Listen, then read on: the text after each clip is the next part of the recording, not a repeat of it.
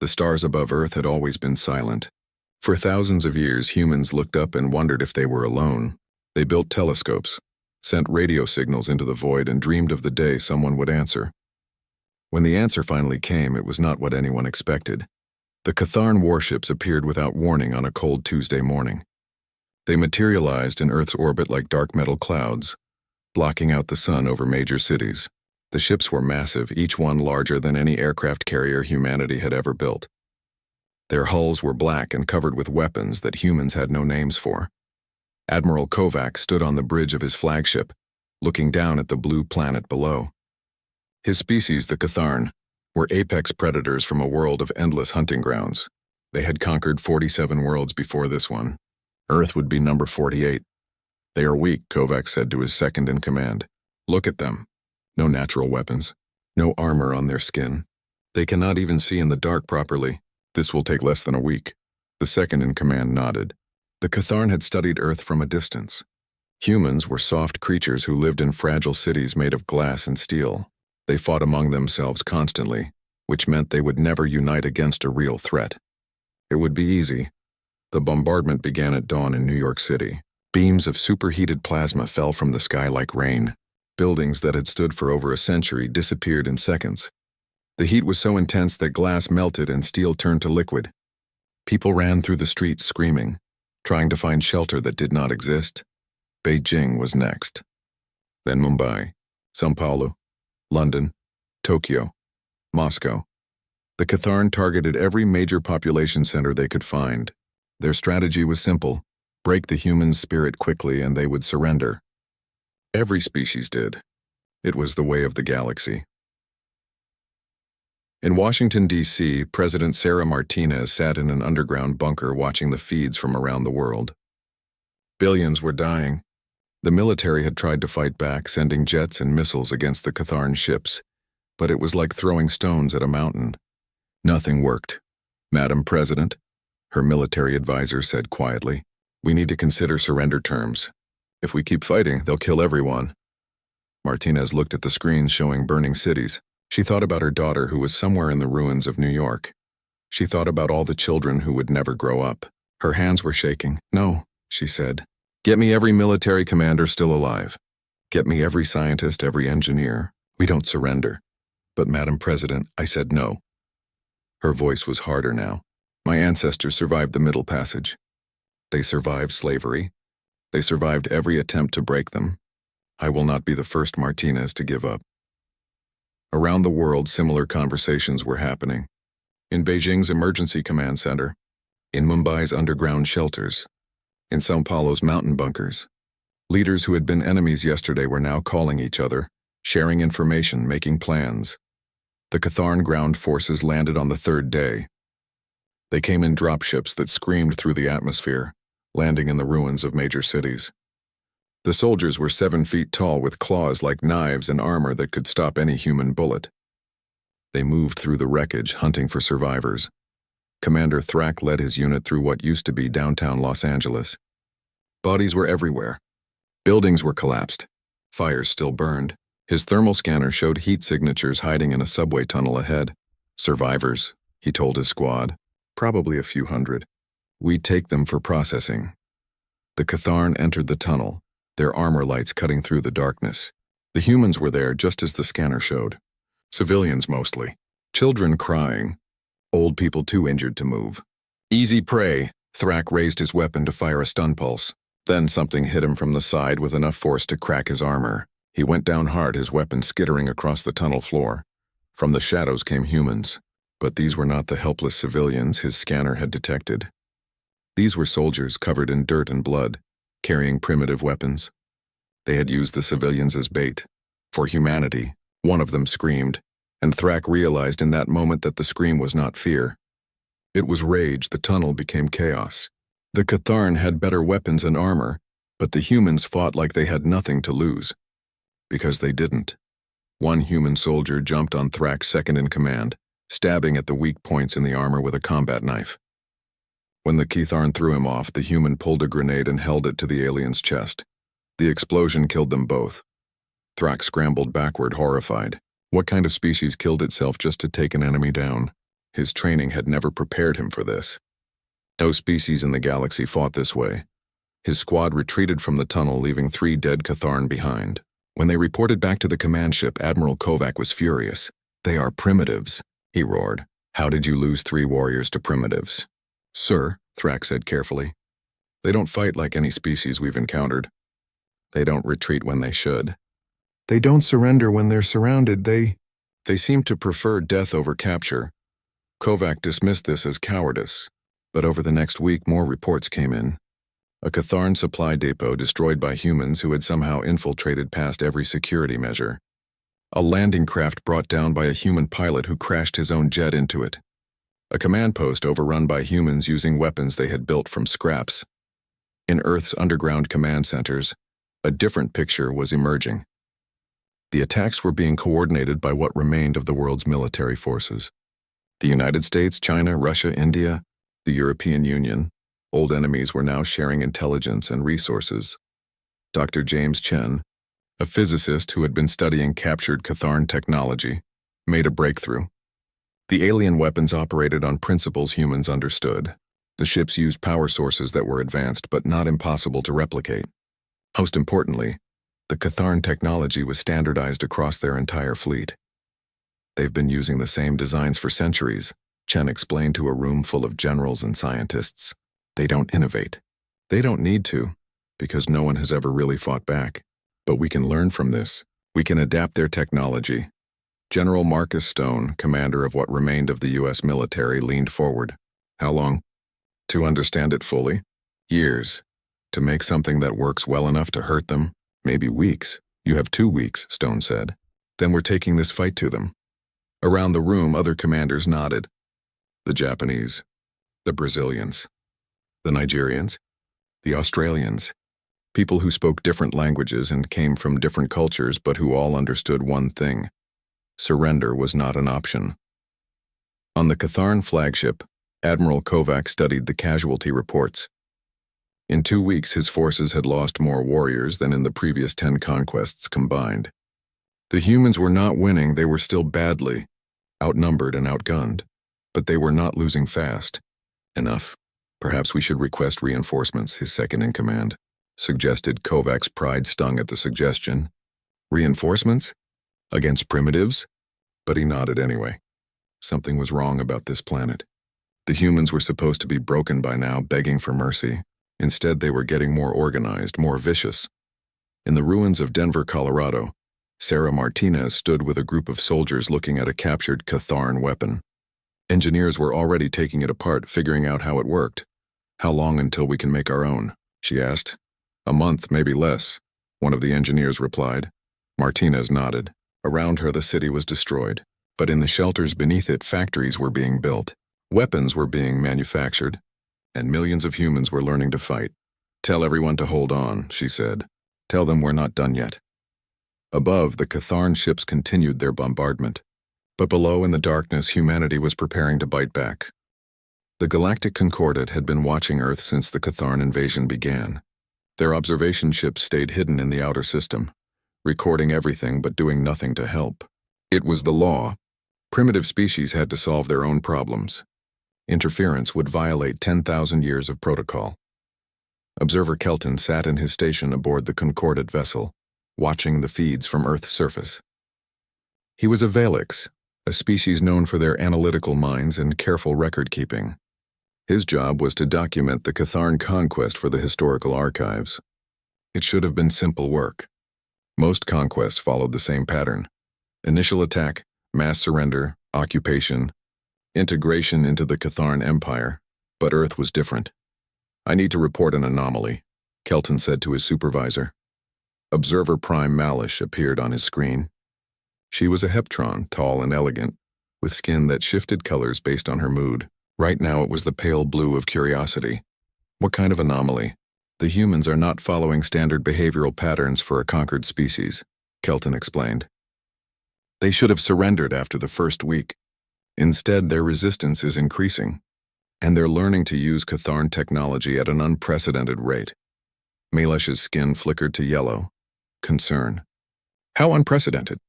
According to our models, it should take a primitive species at least 20 years to understand energy weapon technology. The humans have been building their own in 3 weeks. There was a long silence. Then Malesh said, "Send me all your data. I'm bringing this to the council." On Earth, the resistance was indeed growing. The United Human Command, as they now called themselves, operated from hundreds of underground bases scattered across every continent. They had learned quickly that the Catharn were powerful but predictable. The aliens followed the same tactics, used the same formations, never adapted to changing situations.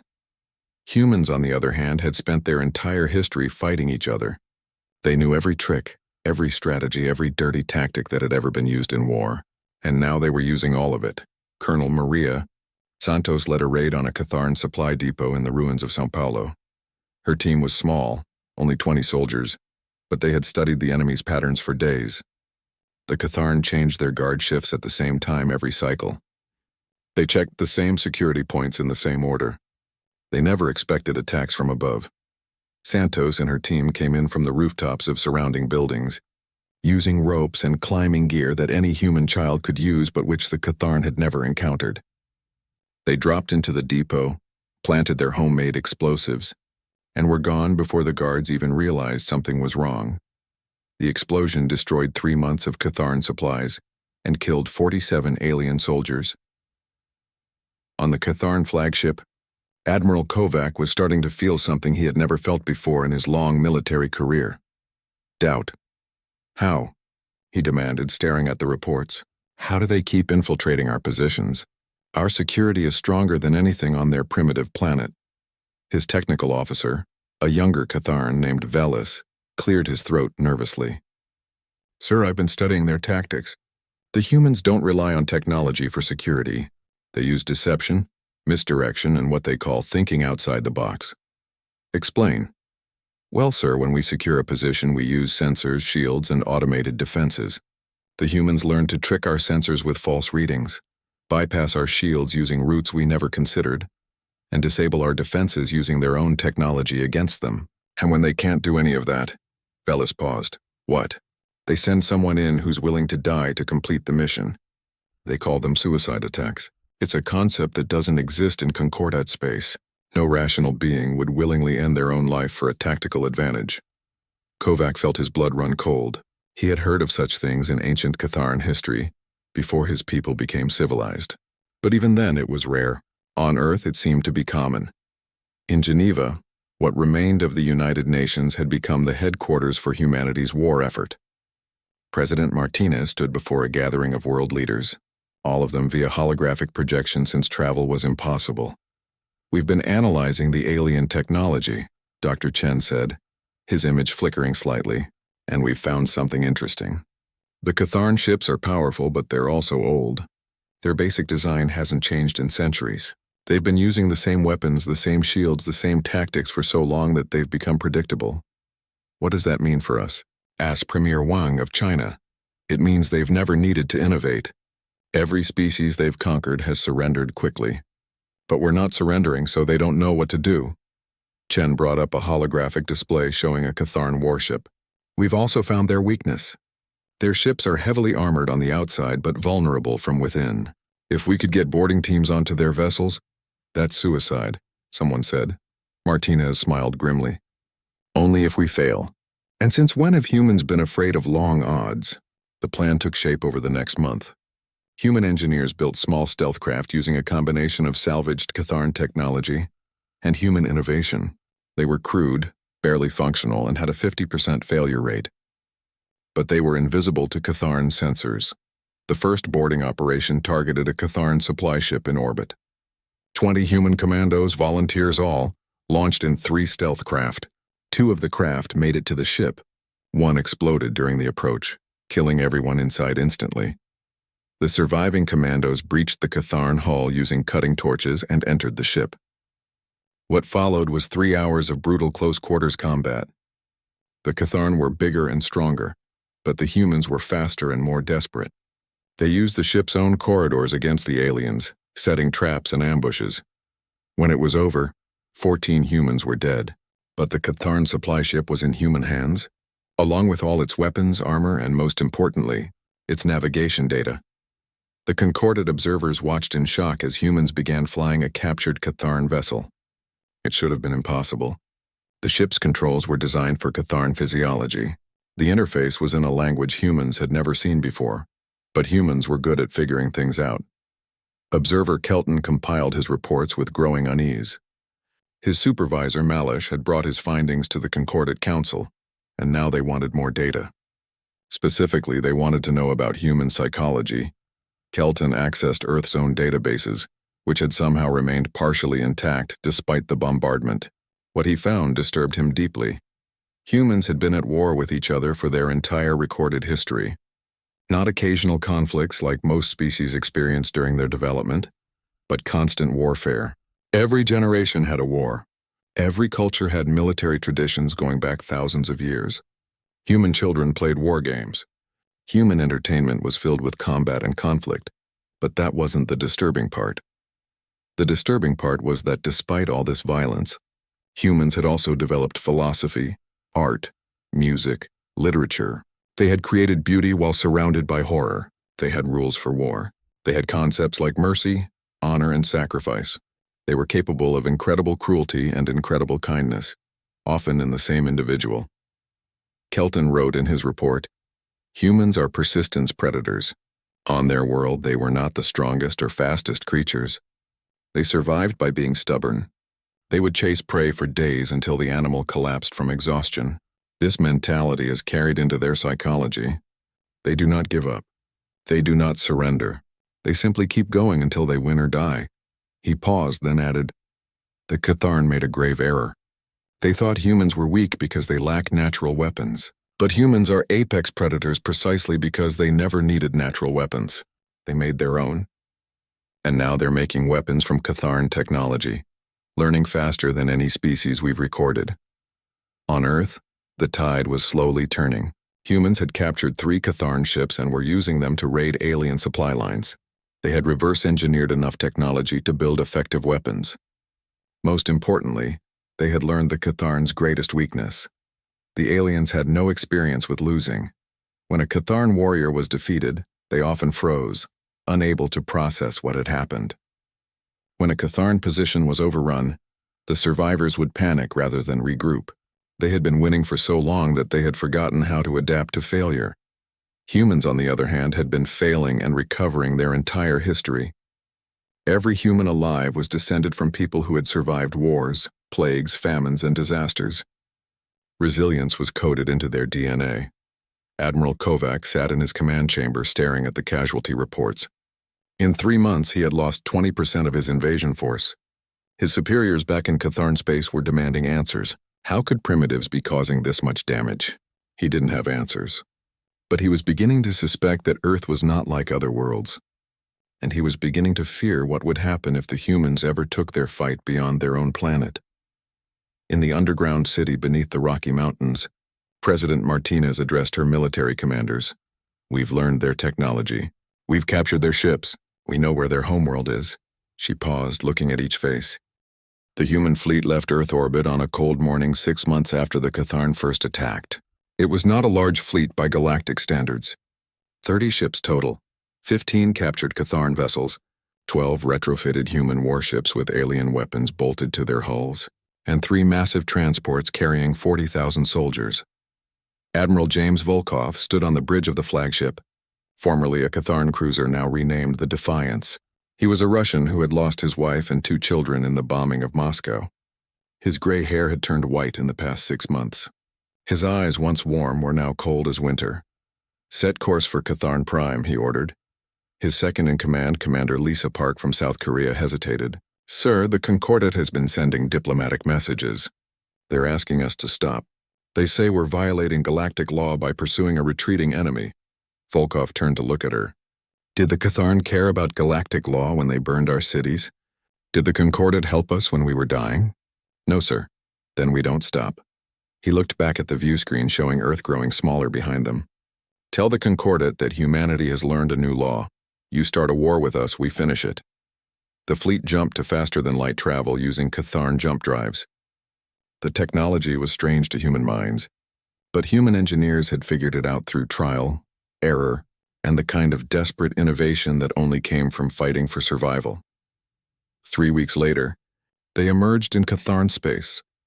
Admiral Kovac had retreated to the Catharn homeworld with what remained of his invasion force. He had expected reinforcements, support, maybe even praise for his tactical withdrawal. Instead, he found fear. The Catharn High Command had been monitoring Earth through long-range sensors. They had seen humans flying their ships. They had intercepted human communications filled with words like revenge and payback. They had watched as humanity, a species that should have been conquered in days, prepared to bring war to Catharn Prime itself. "This is unprecedented," High Commander Thravik said. His crest, which normally stood proud and tall, was flattened in distress. "No species has ever counterattacked after being invaded. They surrender, they negotiate, they accept occupation. They don't chase us back to our homeworld. They're animals," Kovac said, though his voice lacked conviction. "They don't understand civilized warfare." "Then perhaps," Thravik said quietly, "we should not have started a war with animals." The human fleet arrived at the edge of the Catharn system and stopped. For 3 days they did nothing but scan and observe. The Catharn defenders, expecting an immediate attack, grew nervous. On the 4th day, a message broadcast on all frequencies. It was President Martinez herself, speaking in heavily accented Catharn language that humans had learned from captured computers. "People of Catharn Prime. 6 months ago, your leaders attacked Earth without warning or provocation. They killed billions of innocent people. They destroyed cities that had stood for centuries. They did this because they thought we were weak." She paused. "They were wrong. On Catharn Prime, billions watched the broadcast. They saw this human, smaller than any Catharn, standing straight and unafraid. We have come to your world not to conquer you, but to seek justice. Surrender Admiral Kovac and his senior commanders to stand trial for their crimes. Dismantle your invasion fleets. Agree to never threaten Earth again. Do this and we will leave in peace." There was another pause. Then Martinez's voice became harder. "Refuse and we will teach you what humans do to those who threaten our home. You have 24 hours. The Catharn High Command met in emergency session. Surrender their military leaders? Dismantle their fleets? It was unthinkable. The Catharn Empire had never submitted to demands from a lesser species.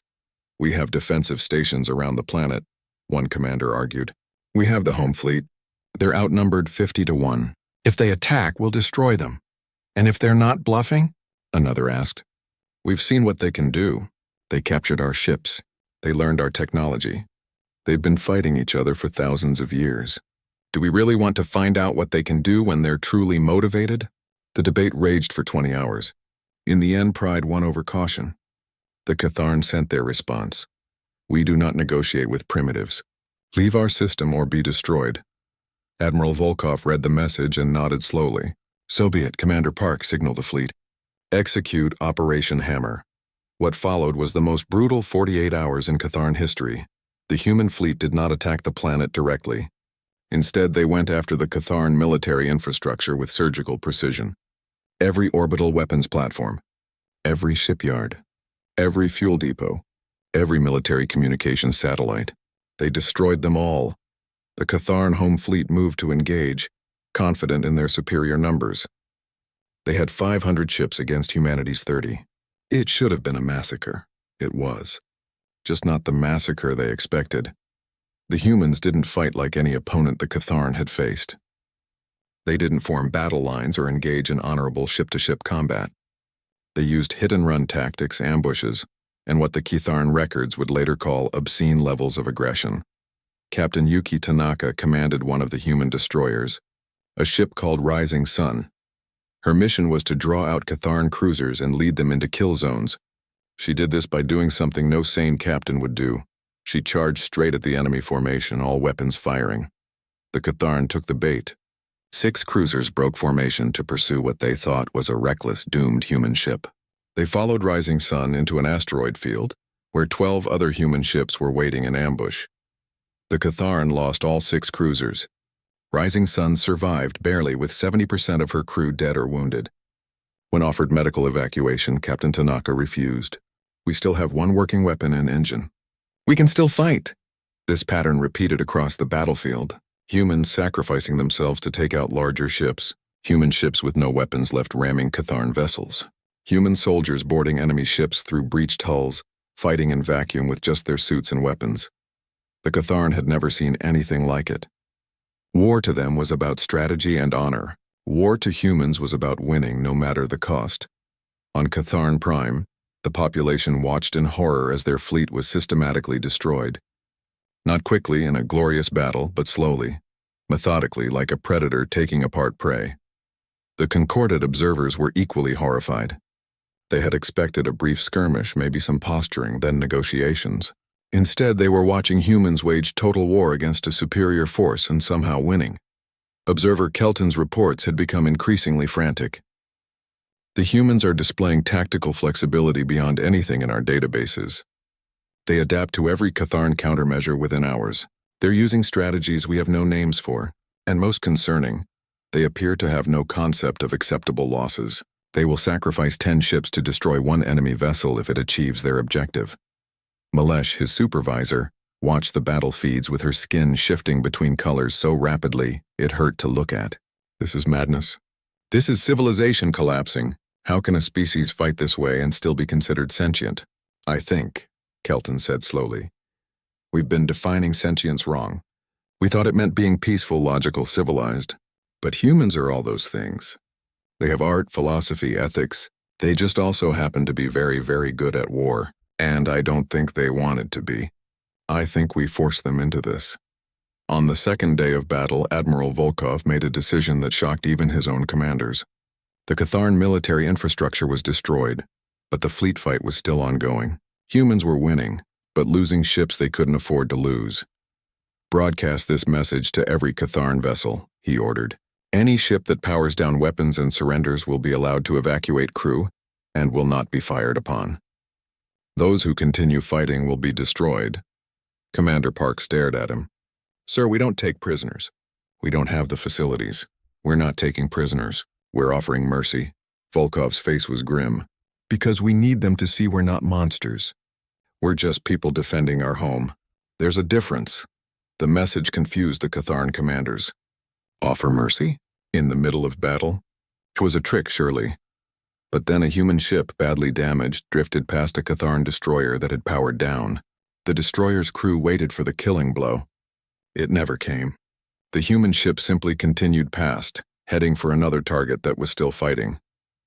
Word spread through the Catharn fleet. The humans were keeping their word. Ships that surrendered were being allowed to live. Within 6 hours, 70% of the remaining Catharn fleet had powered down. The battle was over. On Catharn Prime, High Commander Thravik sat in his office, watching the reports. His fleet was gone. His defenses were destroyed. And now human ships were in orbit, weapons pointed at his planet. Another message came from President Martinez. We could destroy your planet. We have the weapons. We have the anger. We have every reason to do to you what you did to us. There was a long pause, but we won't, because we're better than that. Because we know that more killing won't bring back our dead, and because we want the galaxy to know, humans are not conquerors. The Galactic Concordate Council Chamber was a magnificent structure orbiting a neutral star system, built thousands of years ago, when the first species came together to form a peaceful galaxy. Representatives from 847 species gathered here to make decisions affecting trillions of beings across thousands of worlds. Today, they were all focused on a single species, humans. Ambassador Chen Wei stood in the center of the chamber alone. She was a small woman, barely 5 feet tall, wearing a simple black suit. Around her, towering aliens of every shape and color watched from their stations. Some had multiple eyes, some had tentacles instead of arms. Some existed partially in dimensions humans couldn't even perceive. They all looked afraid. Council Speaker Vordesh, a being made of crystalline structures that sang instead of spoke, addressed the chamber. Ambassador Chen, your species has violated 17 articles of galactic law. You conducted warfare in concordate space. You attacked a member species without authorization. You deployed weapons that have been banned for 10,000 years.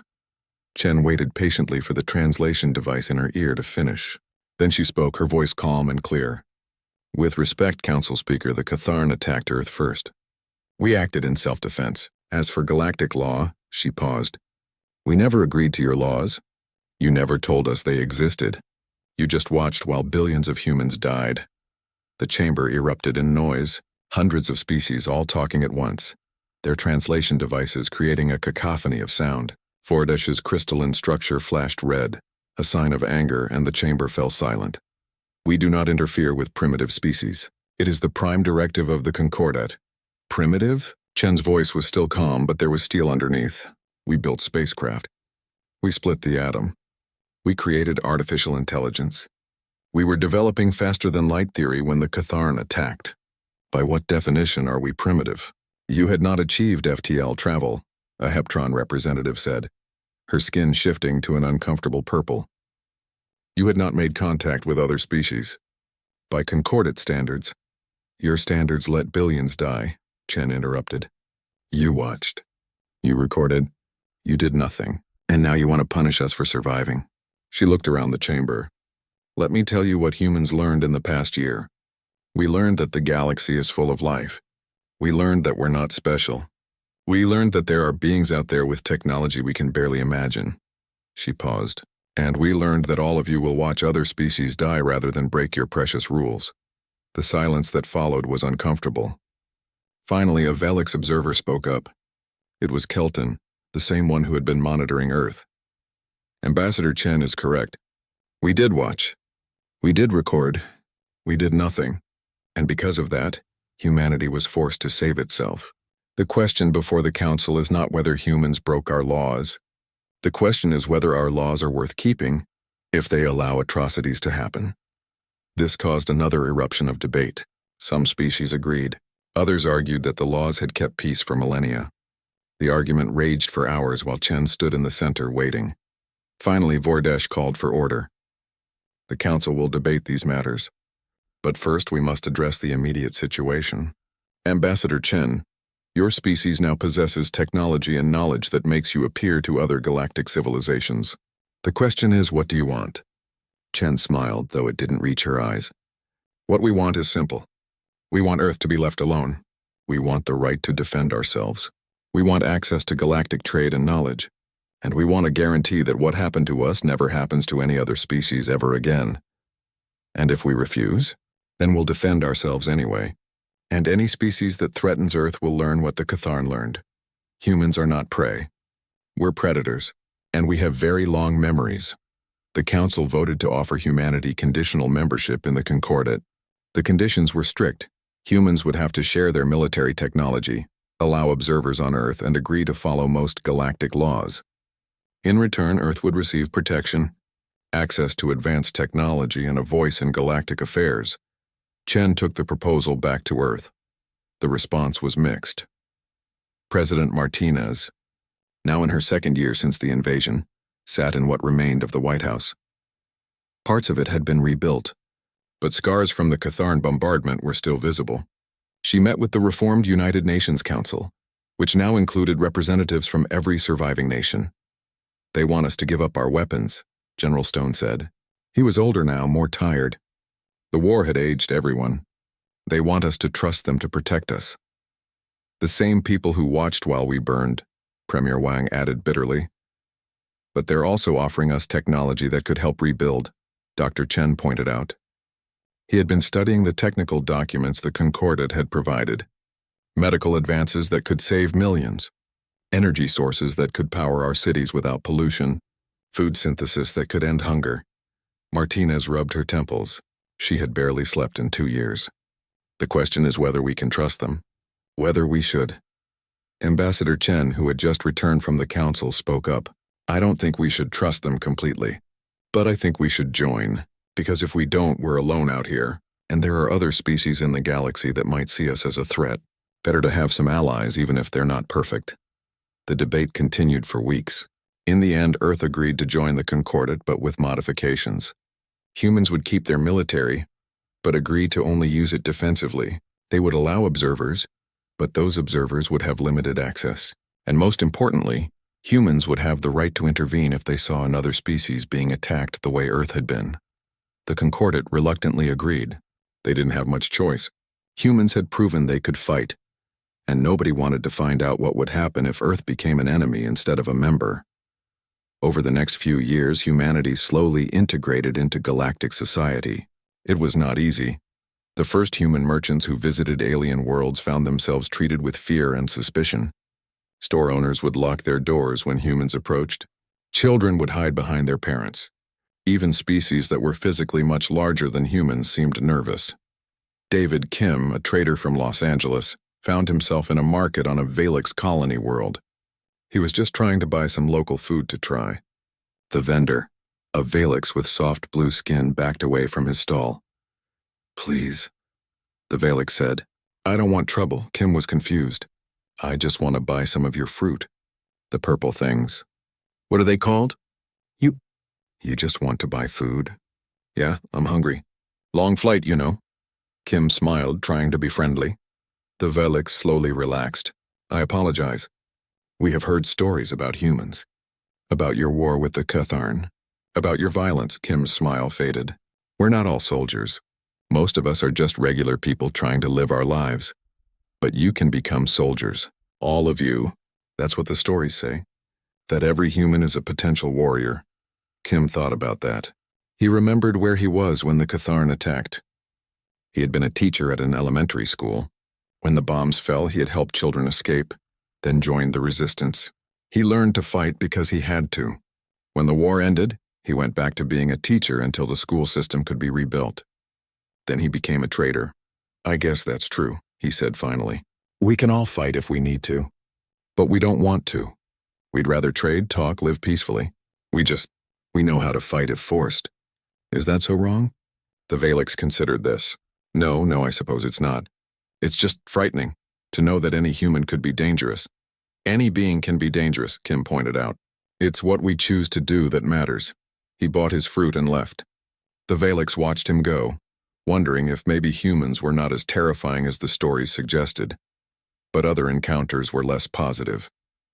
A human scientist named Dr. Sarah Johnson attended a conference on xenobiology. Her paper on human genetics was groundbreaking, showing how humans had evolved. When she finished her presentation, the questions began. "Is it true that humans are persistence predators?" one alien asked. "Well, yes, our ancestors. And is it true that you have a psychological condition called bloodlust?" "That's not exactly. And that human entertainment includes simulated violence for pleasure?" Sarah felt her frustration growing. "You're taking things out of context. Yes, we evolved as hunters. Yes, we have violent instincts. But we also have empathy, compassion, creativity. We're not just killers." "But you are killers," another alien said. "Your species has been at war with itself for thousands of years. You've developed more ways to destroy each other than any other known species. How can we trust you?" Sarah looked around the room. All these aliens judging her species. "Let me ask you something. How many of your species have never known war? How many have never had conflicts?" Silence, that's what I thought. The difference is, we learned to deal with our violent nature. We created laws, ethics, philosophy. We know what we're capable of, so we work hard to be better. Can any of you say the same? The conference ended awkwardly, but Sarah's words spread through the galactic scientific community. She had a point. Humans were violent, but they were also aware of their violence. 50 years after the Catharn invasion, Earth had become one of the most important worlds in the Concordat, not because of its size or resources, but because of its people. Humans had spread across dozens of star systems, establishing colonies, trading posts, and diplomatic missions. They were teachers, engineers, soldiers, merchants, and explorers, but they were also still remembered as warriors. The memorial station orbited Earth like a small moon. It was built from the wreckage of both human and Catharn ships, melted together into a structure that could be seen from the planet's surface on clear nights. Inside, visitors could walk through exhibits showing the invasion, the resistance, and the war that followed. Catharn and human guides worked together, telling the story from both sides. The station's eternal broadcast reached every corner of Concordat space. It told the story of what happened when someone attacked humanity. It was not a threat exactly, more of a warning. A reminder. Admiral Sarah Chen commanded the Concordat Defense Fleet's 3rd Squadron. She was the granddaughter of Dr. James Chen, the physicist who had first figured out Catharn technology. She had grown up hearing stories about the war, but she had never experienced it herself. To her generation, the invasion was history, not memory. She stood on the bridge of her flagship, the Valiant, watching her mixed crew work. Humans Catharn, Valix, Heptron, dozens of species serving together. It had taken decades to reach this point, where humans were trusted enough to command alien crews and aliens were comfortable enough to serve under human commanders. Admiral, her communications officer called out. He was a young Catharn named Thavik, grandson of one of the warriors who had invaded Earth. We're receiving emergency signals from the Rim colonies. Multiple distress calls. Sarah moved to his station. Put it through. The message was broken, full of static, but the words were clear enough. Unknown hostile forces. Overwhelming numbers. They're not from Concordate space. Request immediate assistance. More than silence. Sarah felt her blood run cold. She activated fleet communications. All ships, battle stations. Set course for the Rim. Maximum speed. As the squadron jumped to FTL, Sarah contacted Concordate Command. Within an hour, she was in a virtual conference with the entire Concordate Council. Observer Kelton, now an old Valix who had been promoted to council speaker, appeared on her screen. Admiral Chen, what have you encountered? Unknown hostiles attacking Rim colonies, sir. We're en route now, but based on the limited data... She paused, checking her screens. Whatever they are, they're using technology we've never seen before. And they're not bothering with warnings or demands. They're just attacking. The council chamber erupted in panic. Fordesh, the crystalline being who had challenged Ambassador Chen Wei 50 years ago, was now an elder counselor. This is impossible. We have sensors throughout the galaxy. Nothing could approach without detection. They came from outside the galaxy, Kelton said quietly, from intergalactic space, something we never thought to watch for. Sarah's squadron arrived at the Rim colony of New Hope, a human settlement on a planet orbiting a red dwarf. What they found made even the veteran human crews gasp. The colony was gone. Not destroyed, like the Catharn had destroyed Earth cities. Erased. The planet's surface had been stripped of all life down to the bedrock. The orbital stations were simply missing, with no debris field. It was as if something had consumed everything and left nothing behind. Sensors are picking up energy signatures, Thavik reported, his voice shaking. 3 light hours out and closing. Multiple contacts, hundreds of them. Sarah stared at the tactical display. The contacts were huge, each one larger than any Concordate ship. And they were accelerating, moving faster than anything should be able to move. All ships, defensive formation. Weapons hot, and someone get me every bit of data we have on these things. The answer came from an unlikely source. A Catharn xenobiologist named Kelvar, studying the sensor readings, made a connection. I've seen something like this before. In ancient Catharn legends. Stories about creatures from the void between galaxies. The Devourers. We thought they were just myths. Well, they're real now, Sarah said. And they're heading straight for us. The first engagement lasted 17 minutes. The alien ships, if they were ships, didn't use conventional weapons. They emitted waves of energy that disrupted matter at the molecular level. Concordate shields were useless. Armor dissolved like paper. Sarah's squadron lost 3 ships before they figured out to stay outside the weapons range. But they couldn't just retreat. Behind them were dozens of populated worlds, billions of beings. We need reinforcements, her tactical officer said. We need the entire fleet. By the time the fleet gets here, these things will have reached the inner colonies. Sarah studied the tactical display, her mind racing. 50 years of peace had made the Concordate's military comfortable, predictable. They had forgotten how to fight a real war, but humans hadn't. Open a channel to all Concordate forces, Sarah ordered, and get me every human ship in the sector. It's time to remind the galaxy what we do when someone threatens our home. Over the next 48 hours, human ships from across Concordate space converged on the Rim. They came in every shape and size. Military vessels, armed merchant ships, even civilian transports with weapons welded to their hulls. The Concordate command tried to coordinate them, but humans didn't wait for orders. Captain Liu Wei commanded a destroyer called the Beijing, named after the city destroyed in the Catharn invasion. When he arrived at the defensive line, he immediately began analyzing the enemy. They attack in waves, he reported. Always the same formation, always the same tactics. They're not creative. They're just overwhelming. Sounds familiar, another human captain replied. Her name was Okoye, and her ship was called the Lagos. Remember what we learned fighting the Catharn? Overwhelming force can be beaten with asymmetric tactics. Sarah listened to the chatter on the human channels. These captains had never fought together before, but they spoke the same language. They all had grandparents or great-grandparents who had fought in the war.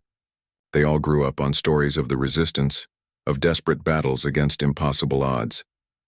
"This is Admiral Chen to all human vessels," Sarah broadcast. "We're going to use Plan Omega." There was a moment of silence. Then one by one, the human ships acknowledged. The Concordat ships watched in confusion. What was Plan Omega? It wasn't in any tactical database. "It's not a real plan," Sarah's second-in-command whispered to her. "You just made that up," Sarah smiled grimly. "I know. But every human in this fleet grew up playing war games, watching war movies, reading military history. They know what I mean. We improvise. The battle that followed would be studied in military academies for centuries. The human ships didn't fight as a fleet. They fought as individual hunters, coordinating without orders, adapting without planning. They used the enemy's predictability against them, luring the alien ships into traps, into asteroid fields, into the gravity wells of stars. When the aliens adapted, the humans adapted faster. When conventional weapons didn't work, they improvised new ones. One human engineer, working from a damaged cargo ship, figured out that the alien ships were vulnerable to sudden, intense gravitational fluctuations. Within hours, every human ship was jury-rigging gravity weapons from their FTL drives. The Concordat crews watched in awe and terror. This was what humans were really like in war, not the organized professional military they showed during peacetime. This was humanity at its most primal, most creative, most dangerous.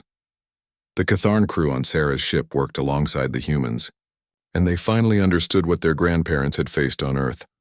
The humans weren't just brave or determined. They were unpredictable. They saw possibilities no one else saw.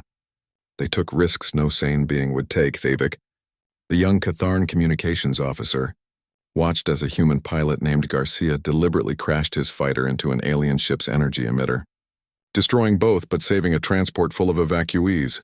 "They're insane," Thavik whispered. "No," an older human crewman replied. "We're just very, very good at this. And we really don't like it when someone threatens our people." The battle lasted 3 weeks. More alien ships kept arriving, pouring through from intergalactic space. But the humans held the line, and slowly other Concordat species began learning from them. Velik's engineers started improvising weapons. Heptron pilots began using unorthodox tactics. Even the peaceful species who had never fired a weapon in anger found themselves fighting. The turning point came when Dr. Elizabeth Yamamoto, a human physicist stationed on a research vessel, made a breakthrough. She had been studying the aliens' energy signature and realized they were coming through a dimensional rift. "They're not traveling through normal space," she explained to the Concordat Council via emergency broadcast.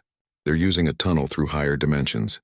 If we can collapse that tunnel, we stop more from coming," Kelton finished. "Can it be done? Maybe. We'd need to generate a massive gravitational pulse at the exact location of the rift. The kind of pulse that would require..." She paused. "It would require detonating a star." The silence was deafening. Deliberately causing a supernova was beyond any ethics the Concordat had ever considered. It would destroy everything in several light years.